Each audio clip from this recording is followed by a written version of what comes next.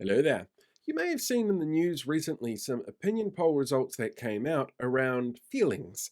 Because, I love when it happens, when something qualitative is given quantitative outcomes. That just feels totally legit, above board, and absolutely normal. It's like saying you're 20% happy today, which is just not right. So these polls were put out by the Post, and they ask some really big questions, like, do you think the country is going in the right direction? And 65% of people said no. But here's the tricky part on that. What is the right direction? Everybody is going to have a different idea as to what they think the country could be doing and where it could be going. Do I think the country's going in the right direction? I think it could be going in a better direction, so does that make me part of the 65%? Yeah, it's a really vague question, but it also implies that there is some kind of big, shiny end goal here.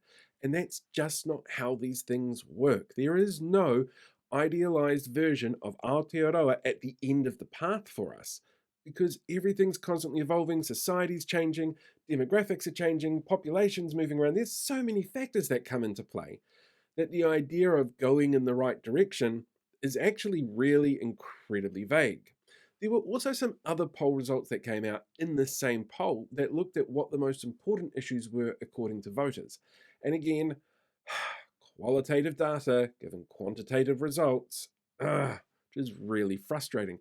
But some of it makes a lot of sense, like the fact that 65% of respondents apparently said that the cost of living pressure was something that was really important to them. And I get that. For a number of people, it's going to be how much food costs, or how much fuel costs, or rent costs, things like that. For some people, though, it's going to be, I can't get my workers to come into work anymore because petrol costs too much, and I set them up in the pandemic to work from home, so they're refusing to come here. That's still, for them, a cost of living pressure. Does that count in here? There's other issues that crop up as well, like improving healthcare. We just had a pandemic. Improving healthcare should be something that everybody is concerned about, but that doesn't necessarily mean we're going in the wrong direction. I mean, health workers have recently had pay rises, the government's getting more skilled migrant labour in to help with this kind of area, and they're doing massive hospital builds that are far outweighing the investment put into by the National Party when they were last in power. But that's listed here as an important issue. And the way the story is written up implies that perhaps this is one of the 65% of people's reasons for thinking the country's going in the wrong direction. And that may not necessarily be the case.